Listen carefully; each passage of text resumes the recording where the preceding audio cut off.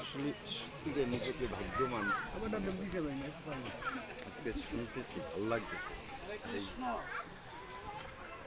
অজ্ঞান তিরন্ধস্য দয়ানন্দন সবাকায় শ্বশুরমৃতাঙ্গন তস্মৈ অখণ্ড মণ্ডলা কারণ ব্যাপ্তঙ্গন চরাচরণ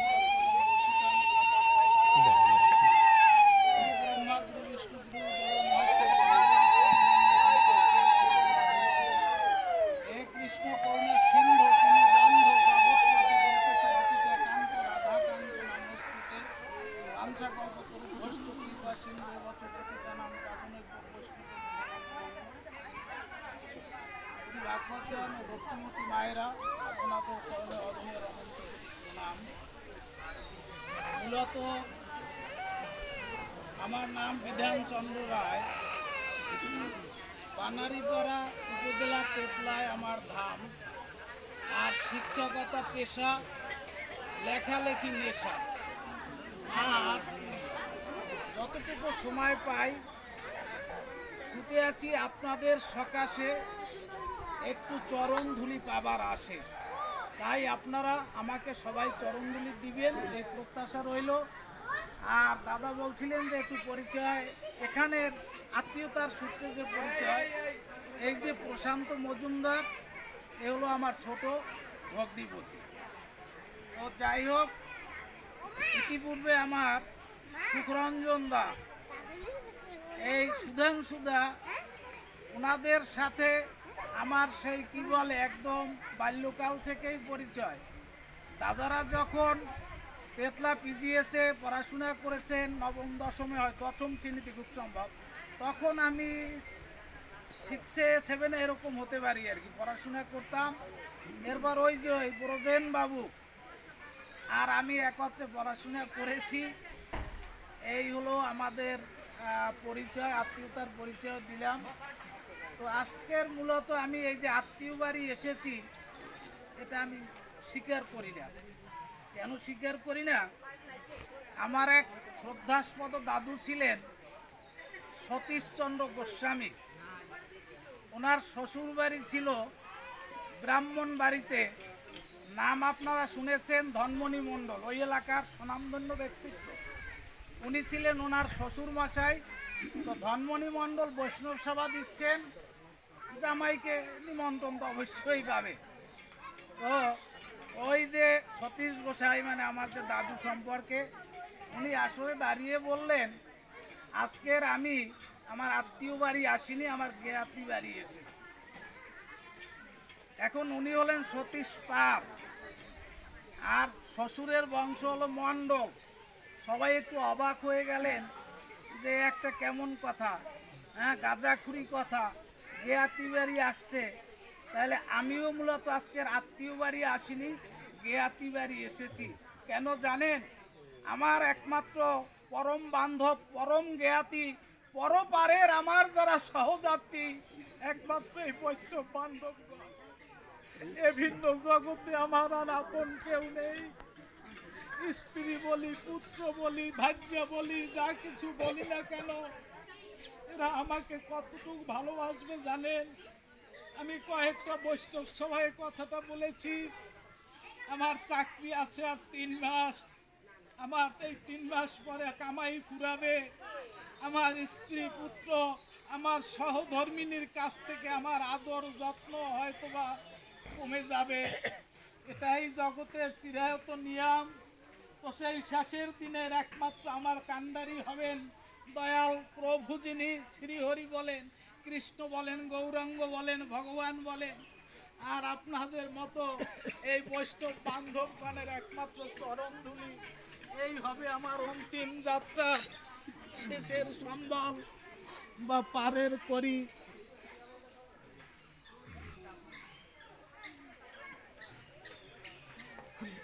শুধু ভাগবতজন, এই সংসারে আমরা আছি, তো এখানে সুন্দর একটা কথা আছে এরকম যে, কে আছে কোথায়, কে আসে যায়, নিমিষে প্রকাশে নিমিষে মিলায়, কালের বেলা বালুকার পরে ছায়া আলোকের খেলা। কাল ছিল যত রাজা ধীরাজ, কোথায় তারা আজ, সকালে ফুটিছে সুখ দুঃখ লাভ, ফুটিছে সন্ধ্যাবেলা। আজকে এই যে আমার এক দিদি ঝর্ণা কীর্তনিয়া, খুব সম্ভব নাম, অর্থাৎ আমার মানিক দাদার সহধর্মিনী, আজকের আপনাদের মতো সুন্দর সুন্দর সেই মানে কানন থেকে সুন্দর সুন্দর পুষ্প চয়ন করে এনে একটা মালা গেঁথেছেন। তো আজকের দেখেন সেই দাদাও কিন্তু কালের টানে আমাদের মাঝ থেকে চিরবিদায় নিয়েছেন। তাহলে এই কবিতাটির মূল ভাব মূলত এখানেই, আমাদের সবাইকে চলে যেতে হবে। আর আমি যে কথাটি বলেছি যে আমাদের আপন যাদের ভাবি এরা মূলত কেউ আপন নয়, ছোট্ট একটা উদাহরণ দিয়ে আমি বোঝাবো, সময় কতটুকু পাবো জানি না। তো বিষয়টা দেখেন, বাসুদেব বিপ্র চৈতন্য চৈতামৃতের মধ্যে কথাটি আপনারা পাবেন। বাসুদেব বিপ্র স্ত্রী পুত্র পরিজনকে সারা জীবন সুন্দরভাবে ভরণ পোষণ করে শেষ বয়সে কি হলো, কুষ্ঠব্যাধিতে আক্রান্ত হলো। কুষ্ঠব্যাধিতে আক্রান্ত হওয়ার পরে একদিন ঘরে মা এবং ছেলেরা পরামর্শ করছে যে তোর বাবার তো দুরারোগ্য কুষ্ঠ হয়েছে, কাজেই তাকে স্পর্শ করলে, তাকে ছুঁইলে আমাদেরও তো এই রোগ হতে পারে। তাহলে একটা কাজ করলে কেমন হয়, এই ঘর থেকে বাহিরে ছোট্ট একটা ঘর করে ওখানে রেখে দিলে হয়তোবা আমরা একটু ভালো থাকতে পারবো, নিরাপদ থাকতে পারবো। সন্তানরা বলল, মা তুমি আমাদের মনের কথাটি বলেছো। দেখেন এই যে 5 তলা 7 তলা 10 তলা যা কিছু দেখি না কেন, আমাদের প্রত্যেকের এই একদিন জায়গা হবে কোথায়, গাছতলায়। আমার যদি পোষা পাখি উড়ে যায়, আমার যে মানে একদম কি বলে প্রাণের প্রিয় পুত্র কন্যা যায়া, তারাই বলবে বেশিক্ষণ ঘরে রেখো না, সৎকারের ব্যবস্থা করো। আসলে আমরা ভালোবাসি কি জানেন, ভালোবাসি এই যে রক্ত মাংসের অস্থি মজ্জার গড়া যে দেহটা, এই দেহটাকে ভালোবাসি। এই দেহের মাঝে যে দেহি আছে, অর্থাৎ সেই পরমাত্মা রূপে পরম সত্তা বিরাজমান, সেই সত্তাকে আমরা কেউ ভালোবাসি না। আমার স্ত্রীর রূপ যৌবন যদি ফুরাইয়ে যায়, সেদিন সে আমার কাছে অবজ্ঞার পাত্র হয়। আমার যদি কর্মক্ষমতা কমে যায়, আমার যদি রূপ লাবণ্যে ভাটা পড়ে, ওই আমার সহধর্মিনীও আমাকে আগের মতো ভালোবাসে না। তার কারণ হলো কি, আমাদের যে ভালোবাসাটা, এই ভালোবাসাটা আসলে ভালোবাসা নয়, এটা শুধু ক্ষণিকের অভিনয়। হরে কৃষ্ণ। বাসুদেব বিপ্রকে কি করলো, বাহিরে একটা ঘর করে ওখানে থাকার ব্যবস্থা করে দিল। সহধর্মিনী একটা পুরানো টিনের থালায় কি করতো, ওই প্রতিদিন খাবার দিত, একটু দূর থেকে স্পর্শ করতো না। খাবার খাওয়ার পরে ওই থালাটা প্রতিদিন কুকুর বিড়ালে চাটতো, কিন্তু ধোয়ার নাম নেই। কারণ ওই প্লেটটা ছুঁইলে যদি ওই সহধর্মিনীর মধ্যেও কুষ্ঠ চলে আসে। দেখেন ভালোবাসা কেমন ভালোবাসা। তো যাই হোক, এমনি করে করে দেখা গেল কি, শরীর থেকে ওই যে গলিত পুজ রক্ত পোকা বেরিয়ে যাচ্ছে কিলবিল করে। আর ওই বাসুদেব বিপ্র করছে কি, একটা একটা পোকাকে আবার টেনে টেনে এনে ওই পচা শরীরে প্রবেশ করাচ্ছে, আর বলছে আমার যারা এতদিনের আদরের ছিল, ভালোবাসার ছিল, সবাই আমরা এক এক করে আমাকে বিদায় দিয়েছে। তোরা আমার অন্তিম বান্ধব, তোরাও যদি আমার শরীর থেকে এমনি করে এক এক করে চলে যাও, তাহলে আমার তো আর এই জগতে বান্ধব বলে কেউ থাকবে না। পোকাগুলোকে এই বলে বলে কি করছে, আবার নিজের শরীরে ওই ক্ষতর মধ্যে এনে কি করছে, পুড়ে দিচ্ছে। ইতিমধ্যে শুনতে পেলে যে অদূরেই কুলিয়া গ্রামে আমার মহাপ্রভু এসেছেন, গৌর সুন্দর এসেছেন। ওখান থেকে ওই শোনা মাত্র অসুস্থ শরীরে গড়াতে গড়াতে কি করলো, ওই কুলিয়ায় যে বাড়িতে এসেছিল সেই বাড়িতে উপনীত হলো। উপনীত হয়ে শুনতে পেল যে প্রভু একটু আগে ওখান থেকে বিদায় নিয়েছেন। কি করলো? ওখানে বসে হা গৌর বলে সেই চিৎকার করতে শুরু করলো। অন্তর্যামী ভগবান আমার গৌর সুন্দরের কর্ণে ওই ভক্তের চিৎকার ওই কর্ণ কুয়ারে যখন প্রবেশ করলো, পার্শ্বদের ডেকে বলল, রে হয়তোবা কোনো এক ভক্ত আমাকে পিছন থেকে ডাকছে, তোরা আবার আমাকে নিয়ে সেই ভক্তের কাছে একটু চলে যা। পার্শ্বদরা কি করলো? গৌর সুন্দরকে নিয়ে আবার যখন পিছনে ফিরে এলো, দেখলো হ্যাঁ অমনি করে এক ভক্ত কুষ্ঠ রোগাগ্রস্ত ওই হাগর বলে চিৎকার করছে। মহাপ্রভু কাছে গিয়ে ভক্তকে আলিঙ্গন ধরে উঠাতে যাচ্ছে। ভক্ত বলছে, প্রভু এই পচা গলা দেহ তুমি স্পর্শ করলে তুমি অপবিত্র হবে, কাজেই আমার সকাতর মিনতি তুমি আমাকে স্পর্শ করে না। প্রভু বলছে, আমি যদি তোকে স্পর্শ না করি, আমি যদি তোকে বক্ষে বক্ষ মিলিয়ে আলিঙ্গন না করি, তাহলে তো আমি কৃষ্ণ পদে অপরাধী হয়ে যাব। এই বলে প্রভু কি করলেন? ওই বাসুদেব বিপ্রকে তুলে প্রেম আলিঙ্গন করলেন। সাথে সাথে বাসুদেব বিপ্রের সেই পচা গলা দেহখানি সেই হেমকান্তিতে পরিণত হলো। অর্থাৎ সেই যে আপনার কি বলে স্বর্ণের আভা, সেই আভা স্বরূপ দেহে পরিণত হলো। ওখান থেকেই বাসুদেব বিপ্র সিদ্ধান্ত করলো, যাদের জন্য আমি আমার জীবন যৌবন সর্বস্ব উজাড় করে দিয়েছি, তাদের কাছ থেকে আমার সর্বশেষ শিক্ষা হয়েছে, তাহলে আমি এখান থেকে এই অবস্থায় আমি গৌরের সঙ্গে বৃন্দাবনে চলে যাব।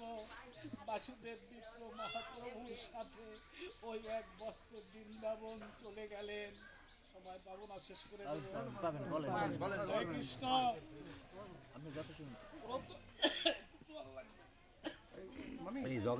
প্রথম যে গানখানি হয়েছে এই গানে মূলত মাধুর্য প্রেম পর্যন্ত চলে গিয়েছে, তাইলে সেখানে আলোচনা করতে হলে একটু সময় লাগবে। দ্বিতীয় কথা, সুখরঞ্জন দা আলোচনা করেছেন গৌর আমার কেন এলেন।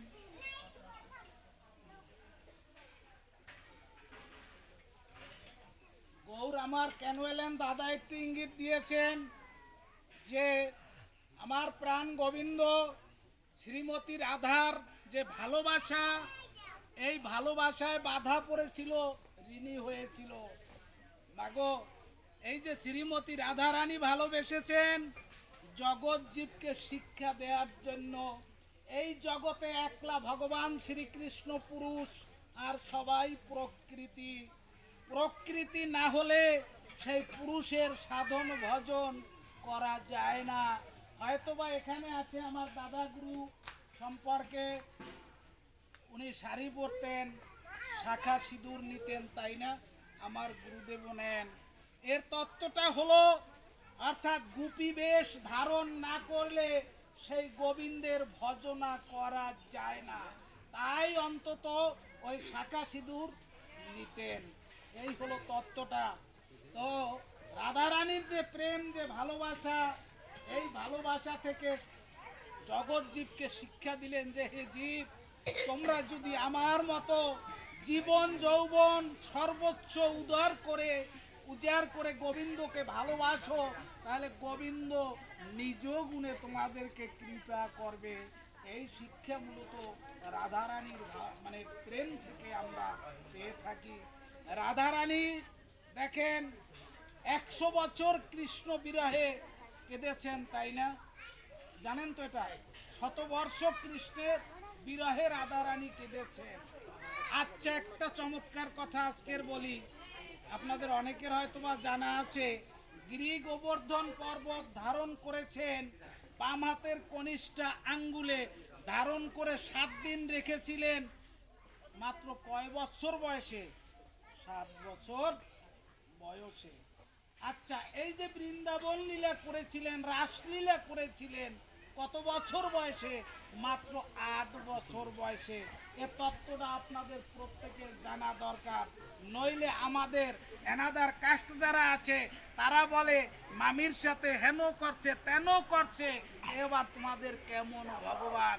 আচ্ছা, 8 বছর বয়সের একটা কিশোর আর একটা কিশোরীর মধ্যে যে প্রেম বা যে লীলা, এর মধ্যে কি কোনো জড়জাগতিক কামনা চাওয়া বাসনা আছে? আমরা 6-7 বছর 8 বছরের ছেলে মেয়ে মিলে একত্রে ছোট্ট একটা ওই যে কলা পাতা দিয়ে ঘর বানিয়ে ওই যে নারিকেলের আঁচি দিয়ে রান্না বান্না করছি না, ওর মধ্যে কি কোনো জড়জাগতিক কামগন্ধ ছিল? ছিল? তাহলে আমার যে প্রাণ গোবিন্দ এবং শ্রীমতী রায়, এই দুইয়ের যে প্রেম, দুইয়ের যে ভালোবাসা, যেটাকে বলা হয় মাধুর্য প্রেম, এই প্রেমের মধ্যে কোনো কামনা নাই। হরে কৃষ্ণ। তো ভালোবেসেছিলেন, সেই ভালোবাসায় প্রাণ গোবিন্দ ঋণী হলেন। মাত্র বৃন্দাবন লীলা করেছেন 4 বছর, মনে রাখবেন আপনারা। কয় বছর? 8 বছর থেকে 12 বছর, হ্যাঁ, মাত্র 4 বছর এই লীলা করলেন। এরপর 13 থেকে 25 এই পর্যন্ত মথুরায় লীলা করলেন। অর্থাৎ মথুরায় গিয়ে ওই যে আপনার কংস থেকে অগাসুর বগাসুর, দাদা কিছু বলেছেন, এই যে যত অসুর এদেরকে কি করেছেন? পুতনাবধ করেছেন, হ্যাঁ, কালিয়নাগ দমন করেছেন, প্রত্যেকটার লীলা করেছেন। এই কয় বছরের মধ্যে? 25 বছর। অর্থাৎ 12 বছরের পর থেকে 13 থেকে 25 এই কয়টি বছর। দেখেন ভগবান শ্রীকৃষ্ণের লীলা কত চমৎকার। আচ্ছা, পুতনা বধ করেছেন না? পুতনার দুগ্ধ পান করেছেন।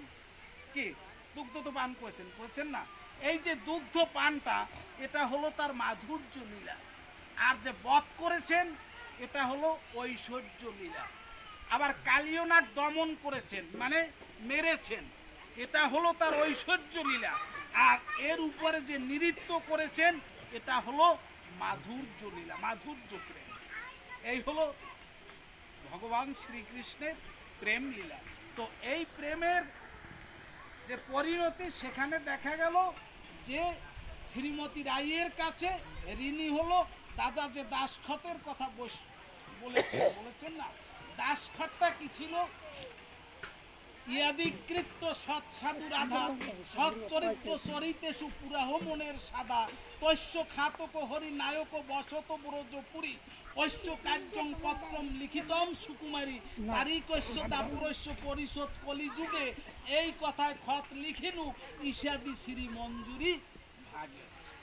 অর্থাৎ আমরা যদি জড়জাগতিক এই যে পৃথিবীতে আছি, এখানে যদি জায়গা জমি কেনাকাটা করতে যাই, একটা দলিল সম্পাদন হয় না? আচ্ছা, এই দলিলে একজন দাতা থাকে, একজন পুরোহিতা থাকে, সাক্ষী থাকে, ঈশাদি থাকে না? আজকের দলিল হলো দাপরের শেষে। এই দলিল দাতা আমার ভগবান শ্রীকৃষ্ণ প্রাণ গোবিন্দ, আর দলিল গ্রহীতা হলেন শ্রীমতী রায়। আর এই দলিলের ঈশাদি ছিল মঞ্জুরি শাখা। এই দলিলের শর্ত অনুযায়ী পরিশোধ হবে কখন? ওই দিন কলির প্রথম সন্ধ্যায়, মানে কলির। আচ্ছা, এখন দেখেন এই যে গৌরাঙ্গ কি করে হলো, আমরা সবাই জানি 2 অঙ্গে 1 অঙ্গ হলো। রাধার ভাবকান্তি বিলাস নিল, আর অন্তরটা কি? কৃষ্ণ, তাই না? অর্থাৎ ভিতরটা হলো কৃষ্ণ, বাহিরটা হলো কি? রাধা রানীর ভাবকান্তি বিলাস। আচ্ছা, তাহলে অন্তর কৃষ্ণ আর কি বাহিরে রাধা, এই কিন্তু তার মানে কি বলে অঙ্গের গঠন বা অঙ্গের অবয়ব। এখন এই 2 অঙ্গে 1 অঙ্গ কি করে হলো, এটা একটু বলা ভালো। একদিন শ্রীমতী রায় বাজি ধরে নৃত্য করেছিল আমার প্রাণ গোবিন্দের সঙ্গে। বলেছিল আজকের নৃত্যে যে জয়ী হবে সে অপরজনকে বিজিতকে আলিঙ্গন করবে। ওই দিন কি হয়েছিল, শ্রীমতী রায় ওই যে বাজি ধরে নৃত্য করলো, তাতে জয়লাভ করে প্রাণ গোবিন্দকে আলিঙ্গন করেছিল। অনেক কঠিন কথা কিন্তু এটা মানে অনেক কঠিন কথা। তাইলে যখন আলিঙ্গন করলেন, দেখা গেল কি 2 অঙ্গ, অর্থাৎ রাধা অঙ্গ আর কৃষ্ণ অঙ্গ, এই 2 অঙ্গ মিলেমিশে 1 অঙ্গ হয়ে যাচ্ছে। অর্থাৎ এখান থেকে শুরু করে নাভি পর্যন্ত মিলেমিশে 1 হয়ে গেছে, একটা অঙ্গ। পাশে ছিল শৈবা সখী, একটু চিন্তা করলো এ কি হচ্ছে, দুই অঙ্গ এক অঙ্গ হয়ে যাচ্ছে, তখন একটু নাড়া দিল যে হলো সই কি করছিস তোরা যে মিলেমিশে আজকে দুই অঙ্গ এক অঙ্গ হয়ে যাচ্ছিস, এই দুই অঙ্গ যদি এক অঙ্গ হয়ে যাও তাহলে আমরা তো তোদেরকে আর আলাদা ভাবে সেবা পূজা দিতে পারবো না, তোকে নিয়ে কোনোদিন আর এই কুঞ্জে বা এই অভিসারে গোবিন্দের কাছে আর আসা হবে না। এই যখন নাড়া দিল, ওই যে পর্যন্ত এক হয়েছিল তা থেকে হলো আমার গৌরাঙ্গ, আর যতটুকু বাকি ছিল তা থেকে হলো আমার গদাধর, এই জন্য গদাধরের মধ্যে নাগরী ভাব বিদ্যমান। হরে কৃষ্ণ। এবার নিতাই তত্ত্বটা একটু বলবো। একদিন কি করেছিল, কৃষ্ণ তো মানে মথুরায় চলে গেল, এখন এই মাথুর বিরহে রাধারানী দশম দশায় উপনীত, অর্থাৎ রাধারানী মৃত প্রায়। রাধারানীর অবস্থা কি, মুমূর্ষ, অর্থাৎ বাঁচবে না। এখন দেখেন, আমরা চন্দ্রাবলীর নাম তো শুনেছি না, এই চন্দ্রাবলী আর রাধারানী কিন্তু এরা দুই বোন, তা কি সবাই জানি আমরা। আচ্ছা, আমরা কৃষ্ণের বামে দেখি কাকে, শ্রীমতী রায়কে, ডানে কিন্তু যিনি আছেন তাকে আমরা দেখি না, তিনি হলেন চন্দ্রাবলী। গান গোবিন্দের ডানে কে, চন্দ্রাবলী, চন্দ্রাবলী মাঝখানে কে, মাঝখানে হলো আমার প্রাণ গোবিন্দ। এই দুজনার মধ্যে যখন গোবিন্দ থাকে তখন কিন্তু দুইজনার মধ্যে একটু শত্রুতা বিদ্যমান থাকে, প্রাণ গোবিন্দ নাই, দুজনার মধ্যে আবার সৈক্যতা, অর্থাৎ কোনো ঝগড়াঝাটি নাই। ওমা ব্যাপারখানা কেমন বুঝেন তো, এক পুরুষের যদি দুই নারী থাকে তাহলে ভাবখানা যেমন হয়, কি বুঝতে পারছেন তো। আর ওদিকে গেলাম না, স্বামী নাই, দুইজনের মধ্যে কোনো ঝামেলা নাই, স্বামী সাক্ষাৎ, দুইজনের মধ্যে কি একটু ঈর্ষা, একটু ঈর্ষা। তাহলে এই দুইজনের ভালোবাসার মধ্যেও কিন্তু পার্থক্য আছে, একটু বলবো পার্থক্যটা কি। দেখেন, রাধারানী ভালোবাসতেন, তার ভালোবাসাটা হলো মদীয়তাময়, আর ওই যে চন্দ্রাবলীর ভালোবাসাটা হলো তদীয়তাময়। অর্থাৎ অর্থটা না বললে বুঝবেন না, যেটা হলো চন্দ্রাবলী মনে করত শ্রীকৃষ্ণকে ভালোবাসে, এরকম অসংখ্য প্রেয়সী আছে, তার মধ্যে আমি একজন। আর রাধারানী চিন্তা করত যে শ্রীকৃষ্ণ এই জগতে একমাত্র আমার, আমার ভিন্ন আর কারো নয়। কি ভালোবাসায় পার্থক্য আছে না নাই? হ্যাঁ, আমরা কজন এইভাবে ভালোবাসতে পারি গোবিন্দকে, যে প্রাণ গোবিন্দ একমাত্র আমার, এছাড়া জগতে আর কারো নয়। এই তো হলো রাধারানীর মনের ভাব। আচ্ছা, এরপর দেখেন রাধারানীর ভালোবাসাটা কি, দেখেন একটা হলো, ওটা হলো সামর্থ্য রতি, আর চন্দ্রাবলীর ভালোবাসাটা হলো সামঞ্জস্য রতি। অর্থাৎ রাধারানীর যে ভালোবাসাটা, এইটা কৃষ্ণের যে সুখ আস্বাদন করত, এইটা কৃষ্ণে অর্পণ করতে পারত, কিন্তু চন্দ্রাবলী এইটা পারত না। রাধারানীর ভালোবাসাটাকে বলা হয়েছে মধু স্নেহ, আর আর চন্দ্রাবলীর ভালোবাসাকে বলা হয়েছে ঘৃত স্নেহ। এখন এর পার্থক্যটা কি, ঘৃত স্নেহ কেন? আচ্ছা, ঘি বেশি কি খাওয়া যায়? আপনি কোনো কিছু ভাতের সাথে মিলিয়ে খান, তরি তরকারিতে দেন, বেশি খাওয়া যায়? খাওয়া যায় না। তাহলে এই জন্য চন্দ্রাবলীর যে ভালোবাসাটা, এটা ঘৃত স্নেহ, বেশি আস্বাদন করতে পারত না। আর রাধারানীর ভালোবাসাটা হলো মধু স্নেহ, মধু আপনি যত খান, কোনো কিছুর সাথে মিলাইয়া খান, খালি খান, কখনো অরুচি হয় না। তো যাই হোক, এই দুইজনার ভালোবাসার পার্থক্যটা একটু বললাম। এখন যেখানে আমি ছিলাম, তাহলে বলছিলাম জানেন নিতাই তত্ত্বটা কিভাবে হলো। আজকের রাধারানী যখন মাথুর বিরহে, অর্থাৎ কৃষ্ণ বিরহে দশম দশায় উপনীত, এই সময় কাছে ছিল কে, চন্দ্রাবলী। চন্দ্রাবলীকে বলল, দিয়ে আমি কি বোধহয় আর বাঁচবো না, আমার বন্ধু বিরহে আমার অন্তিম শয্যা, মানে অন্তিম কাল আসন্ন, আমার ওষ্ঠাগত প্রাণ, তাহলে প্রাণ গোবিন্দ যদি কাছে থাকতো, আমি তো অন্তত তোর হাতে দিয়ে যেতে পারতাম, তোর হাতে সমর্পণ করতে পারতাম। তখন চন্দ্রাবলী বলেছিল, ওহে তুমি কি ভুলে গেছো যে যেই নাম সেই কৃষ্ণ ভজন ইচ্ছা করি, নামের মাঝে আছেন আপনি শ্রীহরি। অর্থাৎ ভগবানের নাম আর ভগবান একই, যেই নাম সেই কৃষ্ণ, এর মধ্যে কোনো পার্থক্য নাই। বোঝা গেল? যেই নাম সেই কৃষ্ণ ভজন ইচ্ছা করি, নামের মাঝে আছেন আপনি শ্রীহরি। ঠিক আছে? আবার একটা কথা আছে এরকম, দেখেন, মায়াবাদী কৃষ্ণ অপরাধী ব্রহ্ম আত্মা চৈতন্য কহে নিরবধি, অতএব তার মুখে নাই সে কৃষ্ণ নাম। কৃষ্ণ নাম কৃষ্ণ স্বরূপ, দুই তো সমান।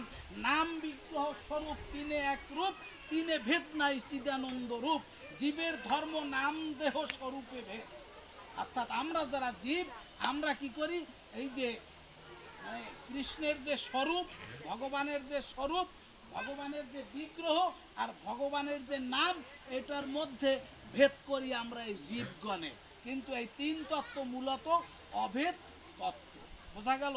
তাইলে এখন সেই কথাটা বললো চন্দ্রাবলী, যে যেই নাম সেই কৃষ্ণ ভজন ইচ্ছা করি, নামের মাঝেতে আছেন আপনি শ্রীহরি। যখন এই কথা বললো, তখন রাধারানী চিন্তা করলো, তাহলে তুমি আমার কাছে আসো, তোমার কর্ণে আমি মধুমাখা কৃষ্ণ নাম দিব। কৃষ্ণ নাম দিলেই তো আমার কৃষ্ণকে, আমার প্রাণ গোবিন্দকে তোমার কাছে অর্পণ করা হবে। তখন চন্দ্রাবলীকে ডেকে ওই মধুর কৃষ্ণ নাম চন্দ্রাবলীর কানে শুধালো। এই যে চন্দ্রাবলীর কর্ণে কৃষ্ণ নাম দিল, এ থেকে আমার ওই চন্দ্রাবলী পরের লীলায় কি হলো, নিতাই তত্ত্ব হলো। হরে কৃষ্ণ বলেছিল, আমি যে নাম দিলাম, তাহলে কি হলাম, যে তুমি আমার গুরু হয়েছো। বলছে, গুরু যদি হয়ে থাকি তাহলে আমাকে গুরু দক্ষিণা দাও। বলছে, আমি কি দক্ষিণা দেব, আমার তো দেওয়ার মতো কিছু নাই। পার্থিব জগতে বলেছিল, এই পার্থিব জগতের কোনো কিছু আমার দরকার নাই। তুমি যখন এর পরের লীলায় নিতাই হয়ে যাবে, আর আমরা দুই অঙ্গে এক অঙ্গ হয়ে গৌরাঙ্গ হয়ে যাব, তখন জীবের দ্বারে দ্বারে এই মধুমাখা কৃষ্ণ নাম হরিনাম যদি বিতরণ করে পাপচ্ছন্ন কলিজীবকে উদ্ধার করো, তাহলে এই তোমার ঋণ শোধ হয়ে যাবে। হরে কৃষ্ণ। ওই ভাব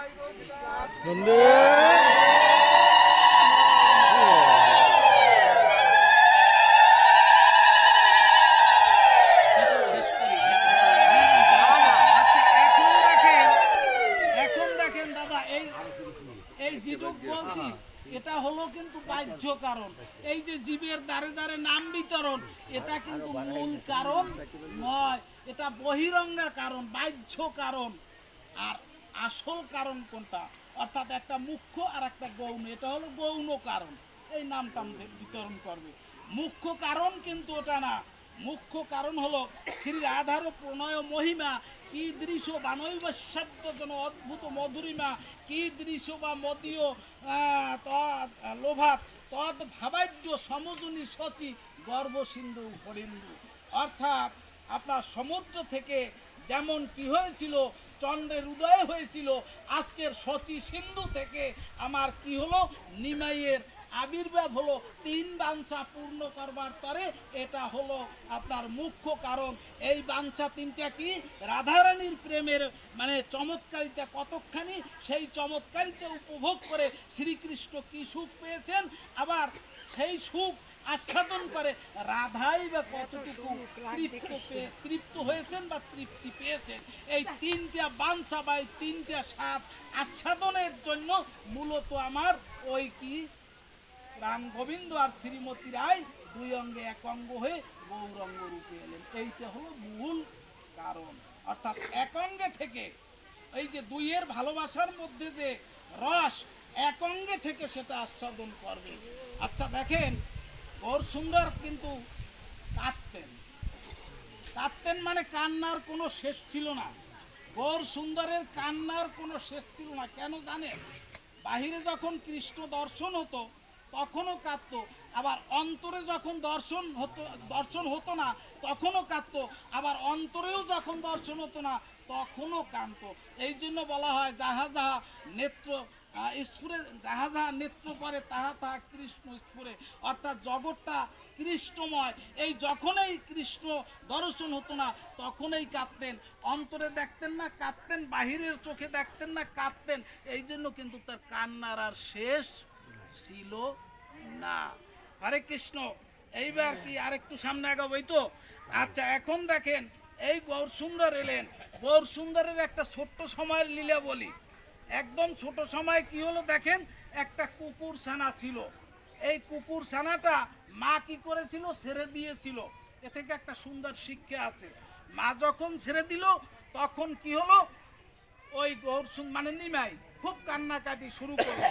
নিমাই যখন কান্নাকাটি শুরু করলো, এত বুঝাচ্ছে, এই শিশু কিন্তু আর বুঝ মানছে না। মাকে একটা কথাই বলছে যে মা ওই কুকুর ছানাটাই আমার চাই, এছাড়া অন্য এর চেয়ে ভালোটা দিলেও আমার হবে না। এ থেকে মহাত্মা শিশির কুমার ঘোষ অমিয় নিমাই চরিত্রের লেখক যিনি, তিনি বলেছেন এই নিমাইয়ের মতো কুকুর ছানা হারানোর ফলে যেমন করে কান্না করেছে, কোনো ভক্ত যদি কৃষ্ণের জন্য, ভগবানের জন্য এমনি করে কান্না করে, তাহলে ভগবান নিজ গুণে ওই ভক্তকে কৃপা করে। নিতাই গৌর হরিবল।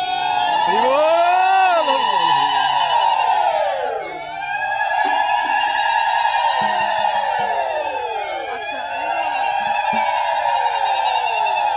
এবার দেখেন, আমরা তো বলি রাধারানীর প্রেমের মতো আসলে এত প্রেম, কঠিন প্রেম এই জগতে আর হয় না।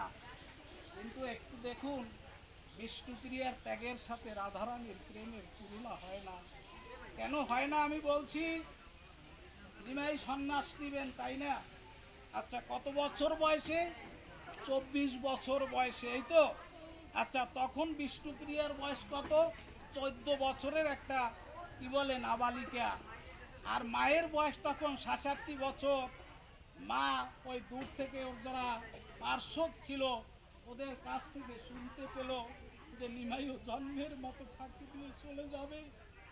একদিন অতি সাহস করে বলে ফেললো নিমাইকে, বাবা, আমি তোর বাবাকে হারিয়েছি, 7টা কন্যা সন্তানকে হারিয়েছি, বিশ্বরূপ জন্মের মতো ফাঁকি দিয়ে চলে গেল, আর তুইও কি তোর দাদার মতো ফাঁকি দিয়ে চলে যাবি?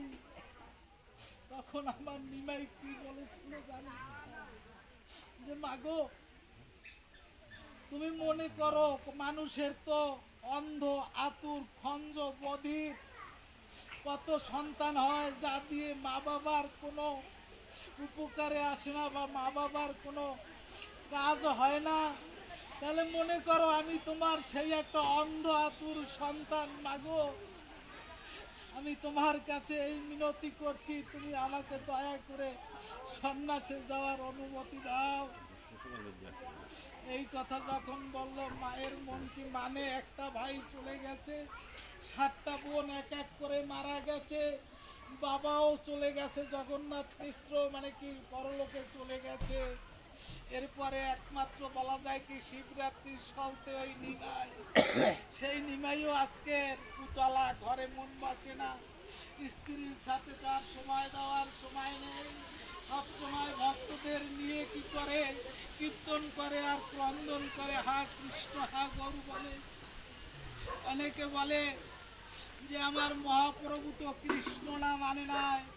আমি বলি, দেখেন, হা কৃষ্ণ কৃষ্ণ বলি ধুলায় পড়িল গোরা, ধুলায় ধূসরিত অঙ্গ, দুনয়নে বহে ধারা। হা কৃষ্ণ বলে ধুলায় গড়াগড়ি যেত, আর দুনয়নে ধারা বইত। আর বলতো কি জানেন, ক্ষণে হাসে ক্ষণে কাঁদে, ক্ষণে ইতিউতি ধায়, বলে এই ছিল কোথায় গিয়া পালালো আমার মন চোরা। তাহলে কি কৃষ্ণের নাম করেছেন না করেননি? করেছেন। আচ্ছা, এখন দেখেন কি হলো, মাকে যত বুঝাচ্ছে মার মন প্রবোধ মানছে না। তখন চিন্তা করলো, আমার এই যে বাৎসল্য প্রেম, অর্থাৎ সন্তান এবং মায়ের যে প্রেম, এই প্রেম দিয়ে মায়ের কাছ থেকে বিদায় নেওয়া যাবে না। তাহলে এবার আমার কি করতে হবে, সেই ঐশ্বর্যের রূপ আমার ধারণ করতে হবে, অর্থাৎ সর ঐশ্বর্য বিভূতিপূর্ণ অষ্টভুজ মূর্তিতে দণ্ডায়মান হলো আমার নিমাই। কার কাছে? সচী মাতার কাছে। অষ্টভুজ মূর্তি, শঙ্খ চক্র গদা পদ্মধারী, এরপরে কি ত্রেতায় রাম ধনুকধারী, আর তারপরে সেই মুরলীধারী শ্রীকৃষ্ণ। এই অষ্টভুজ মূর্তিতে মাকে যখন দর্শন দিল, মায়ের যে ভ্রম ছিল সেই ভ্রমটা কেটে গিয়ে মায়ের মধ্যে দিব্য জ্ঞানের যখন কি হলো উন্মেষ ঘটলো, তখন বলল, মা এবার তুমি আমায় হাসি মুখে বিদায় দাও। বলছে, বাবা আমি তোকে বিদায় তো দেব, কিন্তু আমি কি তোকে পাবো? বলছে, মা তুমি যদি আমাকে বিদায় দাও তাহলে তোমার যে লাভটা হবে সেটা আমি বলি। তুমি যখন আমার কথা স্মরণ করবে তখন তুমি সাথে সাথে কৃষ্ণকেও দেখা পাবে আর আমারও দেখা পাবে। আর যদি মা তুমি আমাকে হাসি মুখে বিদায় না দাও তাহলে তুমি জন্মের মতো তোমার এই নিমাইকে হারাবে। বলো মা, তুমি কি আমাকে হাসি মুখে?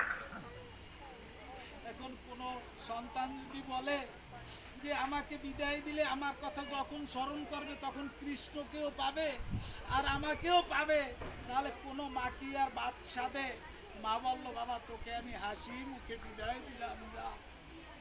এরপরে সংক্ষেপে বলছি, অনেক কথা তো। বিষ্ণুপ্রিয়া অগ্রায়ণ মাস, তখন বিষ্ণুপ্রিয়া ছিল পিত্রালয়ে। বিষ্ণুপ্রিয়ার কানে ওই খবরটি পৌঁছল যে প্রভু আমার সন্ন্যাস নিবে। বিষ্ণুপ্রিয়া চলে আসলো।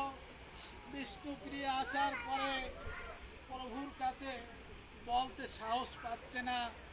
একদিন কি করেছে, প্রভু নিদ্রা যাচ্ছে, বিষ্ণুপ্রিয়া পায়ের কাছে বসছে আর অঝরে কাঁদছে। কোনো প্রভুর নিদ্রা ভঙ্গ হয় এই জন্য তাকে ডাকছে না। এই যে অঝরে কান্না করছে, এই কান্নার চোখের যে অশ্রু যখন আমার নিমাইয়ের পায়ের উপরে পড়লো, নিমাইয়ের ঘুম ভাঙলো। বলল, প্রিয়া তুমি কাঁদছো কেন? বলছে, প্রভু কি বলবো, আমার তো বলার ভাষা নেই। তুমি কি তোমার ভাইয়ের মতো জন্মের মতো ফাঁকি দিয়ে চলে যাবে? তোমার যারা পার্শ্বজ্ঞান আছে তাদের কাছে তো আমি এই কথা শুনতে পাই। যাই হোক, অনেক কথা। এরপরে যেদিন রাত্রে সন্ন্যাস দিয়ে যাবে, দেখেন বিষ্ণুপ্রিয়ার সাথে প্রভুর এই যে দাম্পত্য জীবন, এই দাম্পত্য জীবনে যে ভালোবাসা জড়জাগতিক, এই ভালোবাসার কোনো লেনা দেনা হয়নি। শুধুমাত্র যেদিন বিবাহ করে বাসর ঘরে যাচ্ছিল ওই দিন হোঁচট খেয়ে বিষ্ণুপ্রিয়া এই একটা বৃদ্ধা আঙুলটা কেটে গিয়েছিল। তখন আমার নিমাই কি করেছিল, পা দিয়ে চেপে ধরেছিল। এই পর্যন্ত বিষ্ণুপ্রিয়ার সাথে কি বলে শারীরিক সম্পর্ক হয়েছে, এ কথাটা কি বিশ্বাস হয়? যাই হোক, এই পর্যন্ত শারীরিক সম্পর্ক। আর সেদিন বলেছিল, প্রভু জনমে মানে জীবনে মরণে তুমি আমার প্রভু হয়ে থাকো, তোমার কাছে শুধু এই চাই আর আমি কিছু চাই না। বলেছিল, তথাস্তু, তোমার মনোবাসনা পূর্ণ হবে। যাই হোক, যে রজনীতে প্রভু বিনা বিদায় নিয়ে যাবে সেই রজনীতে আজকের প্রভু কি করলেন, নিজ হাতে চর্চিত চন্দনে বিষ্ণুপ্রিয়াকে সাজালেন। নিজে বিষ্ণুপ্রিয়ার গলে একটা ফুলের মালা দিলেন। নিজে কি করলেন, বিষ্ণুপ্রিয়ার চুলের যে বেনুনি, এই বেনুনি বেঁধে দিলেন। বিষ্ণুপ্রিয়া তো নাবালিকা, আসলে প্রভুর মতিগতি কিছু বুঝতে পারেনি। বিষ্ণুপ্রিয়াও প্রভুকে কি করলেন, চন্দন দিলেন, নিজের গাথা ফুলমালা গলায় দিলেন, আর কি করলেন, একটু তাম্বুল দিলেন। তাম্বুল বুঝেন তো, পান দিলেন। খেয়ে নিতে গেলেন। প্রভু কি করেছেন দেখেন, প্রভু রজনী যখন তৃতীয় প্রহর, প্রভু উঠে কি করলেন, যে কোলবালিশ তো আছে মা, এর একটা কোলবালিশ বিষ্ণুপ্রিয়ার পাশে রেখে ওখান থেকে খাট থেকে নেমে আস্তে আস্তে বের হয়ে গেলেন। বের হয়ে যখন গেলেন, একা একা কি করছে, আজকে তার পোশাক হলো কি, একটা গেরুয়া বসন মাত্র আর একটা উত্তরীয়, আর কিছু নয়, আর ডোর কৌপিন বহির্বাস যাকে আমরা বলি। বিষ্ণুপ্রিয়া সজাগ হয়ে দেখে প্রভু পাশে নেই। পাশের ঘরে মা ছিল, মাকে মায়ের কাছে গিয়ে ডাক দিয়ে বলছে, মা প্রভু নেই। বুঝতে আর বাকি রইল না, প্রভু জন্মের মতো ফাঁকি দিয়ে চলে গেছে। তো যাওয়ার আগে বলেছিল, মাকেও বলেছিল আর বিষ্ণুপ্রিয়াকেও বলেছিল যে দেখো, অনেক অনুরোধ করছে যে এই সংসারে বসে তুমি যদি কান্না করো তুমি তাহলে জীবকে উদ্ধার করতে পারবে। সংসারে বসে অনেক কান্না করেছে, কিন্তু সেই কান্নায় আমাদের মতো পাষণ্ড যারা কারো মহান বিগলিত হয়নি। তাই প্রভু বাধ্য হয়ে কিন্তু সন্ন্যাস নিয়েছিলেন। কখনো বলেছিল, একদিন বলেছিল মাকেও ডেকে আর বিষ্ণুপ্রিয়াকে ডেকে যে মা, তুমি আর বিষ্ণুপ্রিয়া কাঁদবে ঘরে বসে, আমি কাঁদবো দেশ বিদেশে। এই তিনের কান্না মিলেমিশে বহাবে প্রেমের তরঙ্গ, আর সেই তরঙ্গে এই কলির পাপাহত জীব নেচে গিয়ে উদ্ধার হয়ে যাবে। তো যাই হোক, সন্ন্যাস নিয়ে গেলেন, কি করলেন, গঙ্গায় ঝাঁপ দিয়ে সেই গঙ্গা পার হয়ে এপারে চলে গেলেন। গিয়ে কার কাছে? সেই মন্ত্রপুত হলেন কেশব ভারতীর কাছে। সন্ন্যাস মন্ত্র দীক্ষা নিলেন। কেশব ভারতী একটু কথা বলেছিল যে তোমাকে সন্ন্যাস দেওয়ার বয়স হয়নি। জিজ্ঞাসা করেছিল কত হলে সন্ন্যাস নেওয়া যায় প্রভু? বলেছিল 50 হলে সন্ন্যাস নেওয়া যায়। নিমাই একটু চতুরালি করে বলেছিল যে প্রভু, আমার পাশে যা কিছু আছে আমি তাতে শূন্য দিয়ে এসেছি, আপনি দয়া করে আমাকে সন্ন্যাস মন্ত্র করুন। সন্ন্যাস নিয়ে চলে গেলেন। দেখেন, এখন এই যে পঞ্চপ্রেমের একটু কথা আসছে, এই কথাটা একটু আলাপ করবো নাকি? এই যে প্রেমটা আসলে কি দেখেন,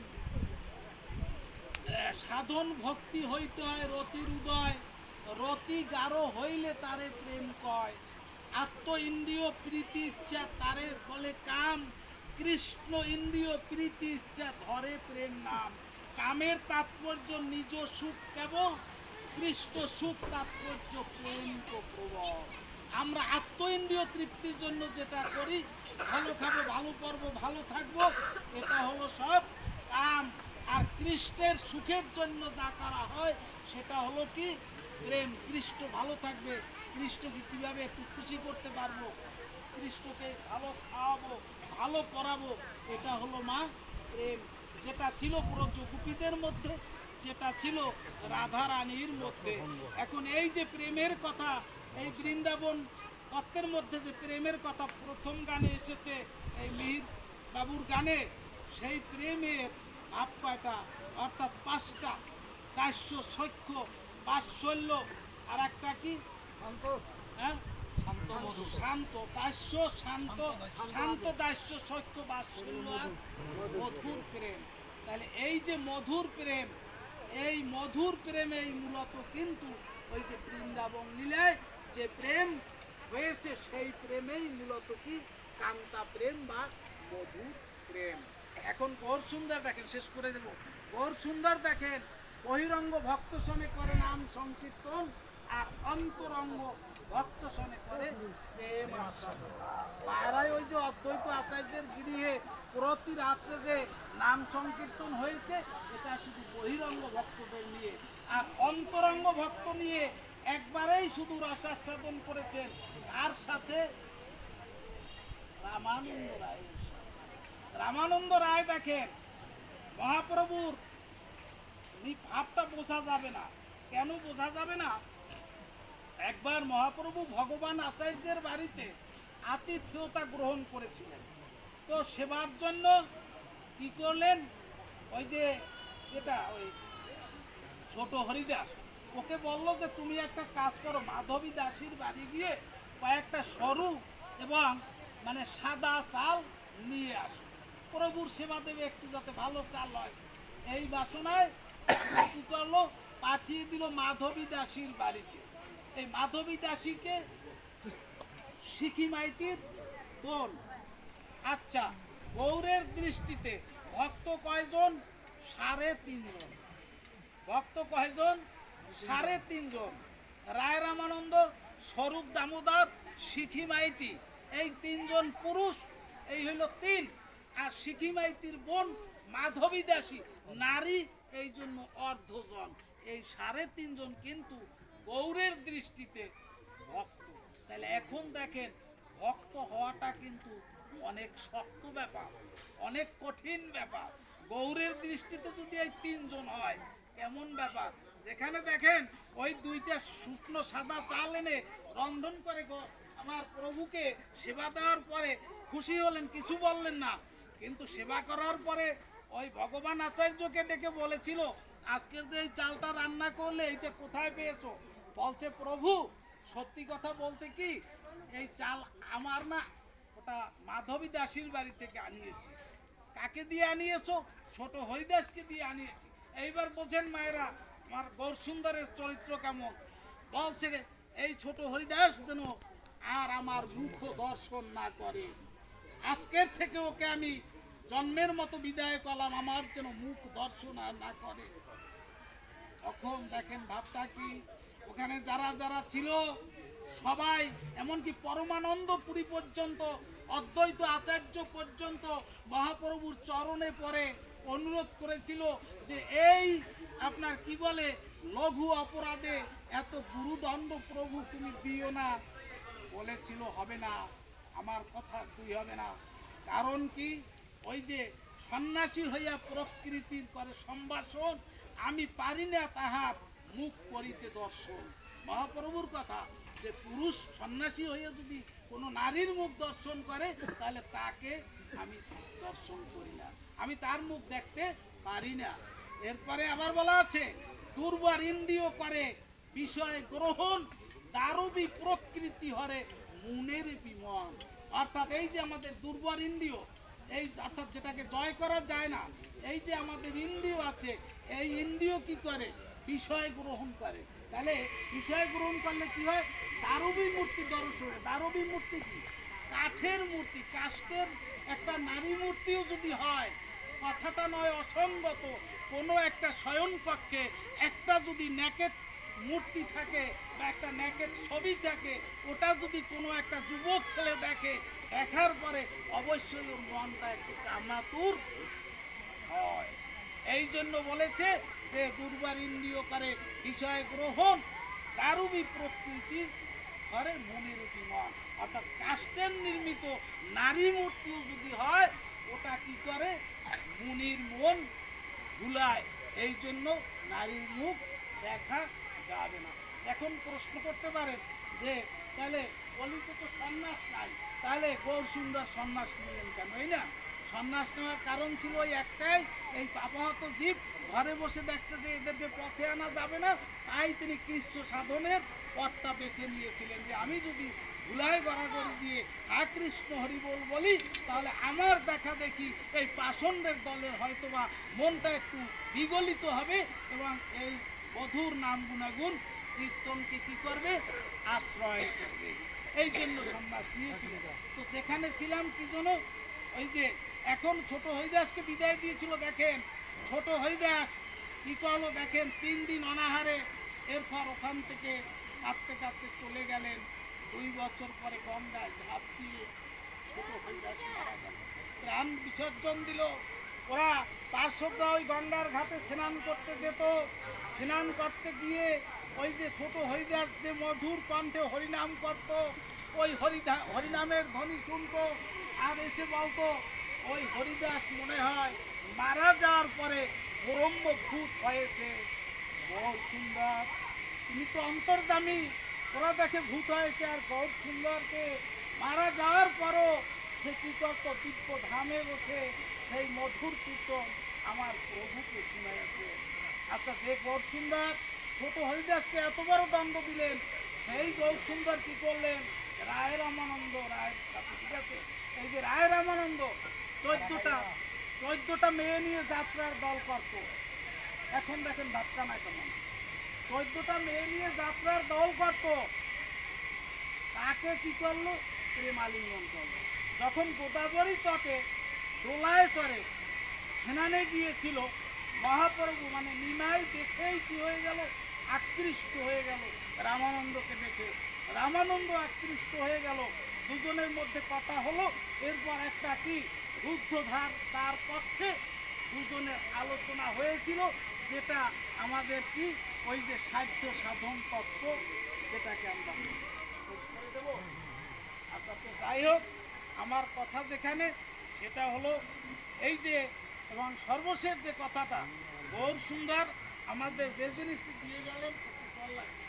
সেটা হলো বিমলদাও বলেছিলেন বোধহয়, না দাদা বলেছিলেন, অনর্পিত পরিন্দিয়া করুণায় অবতীর্ণ কলৌ সমর্পয়ত উন্নত উজ্জ্বল রসম স্বভক্তি শ্রিয়ম হরিপুরত সুন্দর গুটি কদম্ব সন্দিবিত সদা হৃদয় কন্দরে স্মৃতি বসতি অন্ন। অর্থাৎ যে নাম ছিল গোলকে গোপনে, সেই অনর্পিত প্রেম ধাম আমার গৌর সুন্দর দিলেন। আচ্ছা, এই দেখেন, এই নামটা যখন পেলেন, কার কাছ থেকে পেলেন? দেখেন, কেশব ভারতীর কাছ থেকে। এই তো এখন কেশব ভারতীর কাছ থেকে এই নাম পাওয়ার পরে উন্মাদ হয়ে গেলেন। তখন মায়াবাদী সন্ন্যাসী প্রকাশানন্দ সন্ন্যাসী বলেছিল, বেদান্ত পঠন ধ্যান সন্ন্যাসীর ধর্ম, উহাচারী করো কেন ভাবুকের কর্ম। যে বেদ বেদান্ত পঠন ধ্যান, এইটা তো তুমি সন্ন্যাসী, তোমার কাজ এইটা, এটা ছেড়ে তুমি নাচো গাও কীর্তন করো, এর কারণ কি? তখন বলেছিল, শুনু শ্রীতা দিয়ার কারণ, গুরু মোরে মূর্খ দেখি করিল বারণ। যে গুরু বলছে কি যে তুমি মূর্খ, নিমাইকে বলছে মূর্খ। এখন বোঝেন, আমরা এইখানে দাঁড়িয়ে এই কলিতেও অনেকে বেদ বেদান্ত নিয়ে অনেক ঘাটাঘাটি করি না, করি তো, কিন্তু গৌর সুন্দরকে তার গুরুদেব বলছেন কি, মূর্খ, এই বেদ বেদান্ত পঠন তোমার কাজ নয়, গুরু মোরে মূর্খ বলি করিল বারণ। আচ্ছা, এরপরে দেখেন, এরপরে বলছে কি যে আপনার ওই নাম তো দিলেন, ঠিক আছে, মূর্খ তুমি তোমার নাহিক বেদান্ত অধিকার, কৃষ্ণ মন্ত্র জপ সদা এই মন্ত্র সার, সর্বমন্ত্র সার নাম এই শাস্ত্র মর্ম, নাম বিনা কলিকালে নাহি আর ধর্ম। এত বলি 100 লোক শিখাইল মোরে, কণ্ঠে করি 16 করিও বিচারে, হরের নাম হরের নাম হরের নাম হইব কেবলম, কলৌ নাচতেব নাচতেব নাচতেব গতি অন্যথা। অর্থাৎ এই কলিকালে এই কৃষ্ণ নাম এই হরিনাম দিলে আর কোনো গতি নাই, গতি নাই, গতি নাই। 3 বার বললেন কেন? এরও একটা কারণ আছে ভাই। 3 বার বলার কারণ হলো, নাম শ্রবণ করো, নাম জপ করো, নাম কীর্তন করো। নাম শুনতে হবে, নাম জপতে হবে, এবং জপেন যে নির্বন্ধ করে জপতে হবে। নির্বন্ধ বোঝেন তো? নির্বন্ধ করে নাম জপতে হবে, অর্থাৎ মালায় জপেন, হিসাব রাখবেন, হিসাব না রেখে জপা যাবে না। আজকের আপনি মনে করেন 1000 বার জপ করলেন, কালকের আপনি যে 800 বার জপ করবেন, এটা পারবেন না। ওই যেটা ধরেছেন ওইটা ঠিক রাখতে হবে, আজকের পারবেন না, আগামী দিন করতে হবে, ঠিক আছে, ওইটা পূরণ করতে হবে। এই জন্য গৌর সুন্দরের নির্দেশ যে নাম জপলে নির্বন্ধ করে জপতে হবে, অর্থাৎ জপের ফলিতে জপেন, বা অনেকে ডিজিটাল মেশিনে জপেন, কিন্তু নাম আশ্রয় আমাদের করতে হবে। এটা হলো গৌর সুন্দরের আসল কথা। যখন এই নাম দিল, তখন গৌর সুন্দর পাগল হয়ে গেল, এসে গুরুদেবের কাছে জিজ্ঞাসা করলো, কিবা মন্ত্র দিলা গোসাই, কিবা তার বল, জপিতে জপিতে মন্ত্র মোরে করিল পাগল। পাগল হয়ে গেছে নিমাই, বলছে যে কৃষ্ণ নাম মহামন্ত্রের এই তো স্বভাব, যেই জপে তার কৃষ্ণে উপজয় ভাব। দেখছেন কত সুন্দর কথা, যে এই যে কৃষ্ণ নাম মহামন্ত্র, এর স্বভাবই হলো এইটা, যে জপ করবে সে পাগল হয়ে যাবে।